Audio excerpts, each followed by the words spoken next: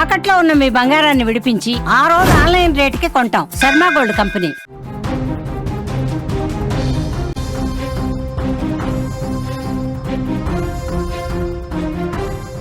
సహస్ర హత్య కేసులో నిందితుడు ఒక హింట్ ఇచ్చాడు. పోలీసు విచారణ కొనసాగుతోంది. పోలీసులు నిందితుడి కోసం వెతుకుతున్నాడు. 5 రోజులుగా పోలీసులు వేటాడుతూనే ఉన్నారు. కానీ నిందితుడు ఇచ్చిన హింట్ని మాత్రం ఎవరూ గమనించలేకపోయారు. ఈ హింట్ ఎవరికి ఇచ్చారు అంటే నిందితుడు తన సొంత కన్న తల్లికే ఇచ్చాడు. ముందే చాలా స్పష్టంగా, నిజంగా ఏ తల్లి మనసైనా గొప్ప మనసే. ఏ తల్లికైనా ఒక కూతురు చనిపోయిందంటే, ఏ తల్లి అయినా సరే, సహస్ర చనిపోతే ఆ తల్లి ఏడుస్తుంటే చూసి తట్టుకోలేకపోయింది నిందితుడి తల్లి కూడా. చాలా స్పష్టంగా ఇక్కడ అర్థమవుతుంది. నిందితుడి తల్లి పదే పదే తన కొడుకుని అనుమానించింది. ఎంతగా అనుమానించిందంటే చాలా స్పష్టంగా ఏదో జరిగి ఉంటుంది, హంతకుడి బిల్డింగ్ దాటి వెళ్ళలేదని పోలీసులు చెప్పడం, ఈ కాలనీలో హంతకుడు ఈ కాలనీలోనే ఉన్నాడని ఆ పోలీసులు అనుమానించడం, ఈ కాలనీలో ఉన్న చాలామంది వ్యక్తులని పోలీసులు విచారించడం, ఈ పరిణామాలన్నింటి నేపథ్యంలో ప్రతి ఫ్యామిలీ బాధ్యతాయుతంగానే ప్రవర్తించినట్టు కనిపిస్తోంది. ఈ నేపథ్యంలోనే నిందితుడి తల్లి కూడా నువ్వేమైనా ఇంటి వైపు వెళ్ళావా అని ఆ నిందితుడిని పదే పదే గుచ్చి అడిగింది. అడిగినా కూడా ఆ నిందితుడు సైలెంట్గా నాకు సంబంధం లేదు, నేను వెళ్ళలేదు అని చెప్పాడు. కానీ చాలా స్పష్టంగా రెండో రోజు మళ్ళీ అడిగితే, ఎందుకంటే వాడు అబ్నార్మల్గా బిహేవ్ చేస్తున్నాడు. హత్య చేసిన తర్వాత పోలీసులు విచారిస్తుంటే అబ్నార్మల్గా బిహేవ్ చేస్తున్నాడు, అంటే అనుమానాస్పదంగా ప్రవర్తించడం మొదలుపెట్టాడు. ఈ అనుమానం ఆ తల్లికి వచ్చింది. ఎందుకంటే ఆ తల్లి కూడా బయట ఉద్యోగం చేస్తుంది. ఆ తల్లికి కూడా సహస్ర లాంటి కూతుళ్ళు ఉన్నారు, 2. ఆ తల్లికి కూడా పిల్లలు ఉన్నారు. ఆ తల్లి మనసు కూడా బాధపడ్డది. అందుకనే కొడుకును కూడా అనుమానించింది. ఎందుకంటే వాడికి నేర ప్రవృత్తి ఉందని ఆ తల్లికి తెలుసు. 2-3 ఉన్నాయి. ఒకటి, వాడు గతంలో ఒక ఫోన్ కొన్నాడు 2 నెలల క్రితం. ఆ ఫోన్ నీకు ఎక్కడి నుంచి వచ్చిందిరా అని అడిగితే ఆ తల్లి ఏం చెప్పాడో తెలుసా? పోలీస్ మాటలు విందాం చూడండి ఒకసారి. గతంలో ఆ ఫోన్ నీకు ఎక్కడి నుంచి వచ్చిందిరా అని చెప్తే ఆ తల్లి ప్రశ్నిస్తే తల్లిని బెదిరించాడు. ఒక్కసారి పోలీస్ చెప్పిన మాటలు వినండి. పేరెంట్స్ వాళ్ళ మదరు నిన్న మనం వాళ్ళ మదర్తో మాట్లాడినప్పుడు అనింది, ఫస్ట్ రోజే పోలీసులు ఈ హడావిడి అంతా చేసి నేను అడిగాను మా అబ్బాయిని, ఏరా నువ్వేమైనా చేసావా అని అడిగాను, ఒప్పుకోలేదు. రెండో రోజు కూడా అడిగితే ఏమ్మా నువ్వే నన్ను పట్టించేటట్టున్నావే అని అన్నాడు, నీ మీద ఒకటి అన్నాడు అని చెప్పింది వాళ్ళ మదర్.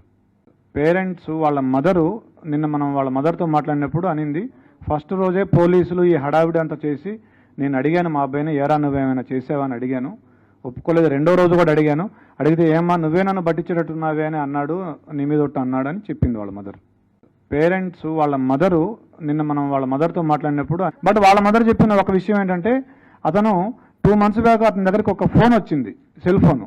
మేము డబ్బులు ఇవ్వలేదు, ఇతనికి ఎక్కడిది సెల్ ఫోన్ అంటే నేను కొనుక్కున్నా అని చెప్తున్నాడు. డబ్బులు ఎక్కడ ఉంటే చెప్పలేదు. అది వాళ్ళ మదర్ చెప్పిన విషయమే. అంటే చూడండి, అతనికి ముందే నేరాలు చేసే అలవాటు ఉంది. చాలా స్పష్టంగా అర్థం చేసుకోవచ్చు.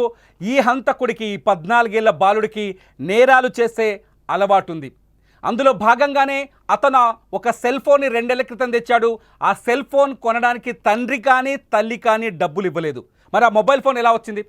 10వ తరగతి చదివే ఆ బాలుడి దగ్గరికి ఆ మొబైల్ ఫోన్ ఎలా వచ్చింది అంటే అతను దొంగతనం లాంటి చిరు నేరానికి పాల్పడ్డాడు. అంతేకాదు, అతని ఇంట్లో దొరికిన లెటర్ కూడా 1 month బ్యాక్ లెటర్ అని తెలుస్తోంది. ఆ 1 month బ్యాక్ లెటర్లో అతను దొంగతనం ఎలా చేయాలో, 80,000 దొంగతనం ఎలా చేయాలో రాసుకున్నాడు. అంతేకాదు, హత్య జరిగిన రోజు కూడా తల్లి పదే కొడుకుని గుచ్చి అడిగితే ఆ విషయాన్ని నువ్వే నన్ను పట్టించేలా ఉన్నావే అంటూ ఆ తల్లినే తిరిగి బెదిరించాడు. ఇదంతా చూస్తుంటే స్పష్టంగా అర్థమవుతుంది, ఇతను ఆల్రెడీ ఇతని మైండ్ సెట్ ఒక క్రూయల్ మైండ్ సెట్, ఒక క్రిమినల్ మైండ్ సెట్. ఒక బాలుని పట్టుకొని ఇలా మాట్లాడతారా అని మీరు నన్ను అనొచ్చు, కానీ నిజం అదే. పిల్లలకు కౌమార దశలో ఒక డిజార్డర్ వస్తుంది, యాంటీ సోషల్ పర్సనాలిటీ డిజార్డర్. ఆ డిజార్డర్ రావడానికి రకరకాల కారణాలు ఉంటాయి. ఇంట్లో తల్లిదండ్రులు నిర్లక్ష్యం చేయడం, అంటే పెద్దగా పెంపకం విషయంలో వాని పట్టించుకోకపోవడం, వాని ప్రవర్తనను గమనించకపోవడం, వాని బిహేవియర్ని గుర్తించకపోవడం. రెండోది వచ్చేసి కొడుకు తప్పు చేసినా సమర్థించడం.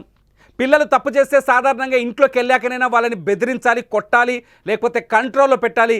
కానీ ఇటువంటి వాళ్ళని తప్పు చేసినప్పుడు సమర్థించి, ప్రజల ముందు, నలుగురు ముందు సమర్థించడం వల్ల నేనేం చేసినా మా అమ్మ నాన్న నన్నేమి చేయలేరనే ఒక ధైర్యం రావటం. మూడోది వచ్చేసి ఆర్థికంగా ఫ్రీడమ్ ఇవ్వటం, అంటే వాడు అడిగిందల్లా కొనియటం, వాడు మారాన్ చేస్తాడని భయపడి ఏది పడితే అది కొనివ్వటం. నాలుగోది వచ్చేసి వాడి బిహేవియర్ కానీ, పర్సనల్గా వాడు చేస్తున్న నేరాలు కానీ, నేరపూరితమైన ఆలోచనలు కానీ, ఇంట్లో వాళ్ళని దండించడం కానీ, లేకపోతే మనుషులకి విలువ ఇవ్వకపోవడం, తల్లికి కానీ తండ్రికి కానీ పెద్దలకు విలువ ఇవ్వకపోవడం, ఇటువంటి లక్షణాలు ఉన్న వాళ్ళందరినీ ముందుగానే గుర్తించాలి. ఇక్కడ కూడా అదే జరిగినట్టుగా తెలుస్తోంది. వాడికి విచ్చలవిడితనాన్ని ఇవ్వడం, తల్లి తప్పు కావచ్చు, ఇది తండ్రి తప్పు కావచ్చు, కుటుంబం తప్పు కావచ్చు, స్వేచ్ఛ ఇవ్వడంతో ఇవాళ నేరస్తుడిగా మారాడు. కుందేలు కథ ఒకటి చెప్పాడు, మీరు గుర్తుపెట్టుకోండి. అతని స్వార్థపూరితంగా, ముఖ్యంగా ఇటువంటి యాంటీ సోషల్ పర్సనాలిటీ డిజార్డర్ ఉన్నవాళ్ళు చాలా స్పష్టంగా ఏం చెప్తారంటే, సైకాలజిస్టులు చెప్తారు, స్వార్థంగా ఆలోచిస్తారు. నాకు ఉపయోగపడిందే విలువైనది, ఎదుటి వాళ్ళ గురించి నాకు అనవసరం. చాలా స్పష్టంగా ఇతరులను పట్టించుకోరు, వాళ్ళు స్వార్థంగా ఆలోచిస్తారు. వాడి ర్యాబిట్ చనిపోయిందంట. ఎప్పుడు తెలుసా? సహస్రని హత్య చేసి ఇంటికి వెళ్ళిపోయి బట్టలు మార్చుకొని స్నానం చేసుకొని ఆ బట్టల్ని ఉతికేసిన తర్వాత వాడికి ఇంట్లో ఒక కుందేలు ఉంది, దాని ఆరోగ్యం బాగాలేదని దాన్ని తీసుకొని ఒక డాక్టర్ దగ్గరికి వెళ్ళాడు. ఆ కుందేలు దగ్గర తీసుకొని వెళ్తే ఆ కుందేలు ఆ రోజు చనిపోయిందంట. సహస్రని చంపితే వాడికి దుఃఖం రాలేదు, కానీ కుందేలు చచ్చిపోతే బాధపడిందంట. పోలీస్ బయట ఒకటి ఉంది, ఒకసారి వినండి. ర్యాబిట్ గురించి వాడు చెప్పిన కథ వింటే మీకు మైండ్ బ్లో అవుతుంది, ఒకసారి వినండి. ఎస్ అతనికి ఒక కుందేలు ఉండేది. ఆ రోజు ఆ కుందేలు కూడా చనిపోయింది. 11:30కి మేము టైం లేని కూడా తీసుకున్నాం. అతని మీద అనుమానం వచ్చాక అతను 11:30కి బయటికి వెళ్ళాడు ఇంట్లోంచి. 11:30కి ఆ కుందేలుని తీసుకొని డాక్టర్ దగ్గరికి వెళ్తే ఆ కుందేలు చనిపోయింది ఆ రోజు. ఆ స్టోరీ కూడా మాకు చెప్పాడు. ఒక్కసారి అర్థం చేసుకోండి, వాడు ఎంత స్వార్థపూరితమైన మెంటాలిటీతో ఉన్నాడో. 14 ఏళ్ల వయసులోనే ఎంత స్వార్థపూరితమైన మెంటాలిటీలో ఉన్నాడో ఒకసారి అర్థం చేసుకోండి. యాంటీ సోషల్ పర్సనాలిటీ డిజార్డర్ 100% అతనిలో డెవలప్ అయింది. దీనికి కారణం అతను రెగ్యులర్గా చూసే వెబ్ సిరీసులు, అతను రెగ్యులర్గా చూసే మిస్టరీ స్టోరీసు, అతను యూట్యూబ్లో కావచ్చు, ఇతర మాధ్యమాల్లో కావచ్చు చూసే క్రైమ్ బేస్డ్ కంటెంట్, ఇవంతా వాడిని క్రిమినల్గా, నేరస్తుడిగా మార్చేశాయి.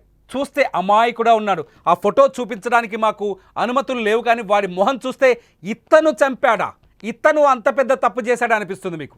అమాయకుడిలా ఉన్నాడు. ఈ పోలీస్ మాటలు, తల్లి మాటలు, పోలీసులు వీడు దొరికిన తర్వాత తల్లిదండ్రుని పిలిచి మాట్లాడితే తల్లి చెప్పిన మాటలు విని పోలీసులు కూడా ఆశ్చర్యపోయారు.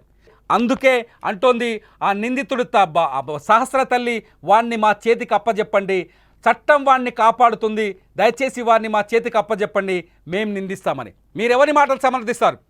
మీరు సహస్ర తల్లిదండ్రి బాధని సమర్థిస్తారా, లేకపోతే చట్టం ప్రకారం అతనికి శిక్ష పడాలనుకుంటున్నారా? మీ అభిప్రాయాన్ని ఈ వీడియో కింద కామెంట్ చేయండి. లైవ్ అప్డేట్స్ కోసం చూస్తూనే ఉండండి సుమన్ టీవీ డిజిటల్ లైవ్, అట్లాగే సుమన్ టీవీ లైవ్.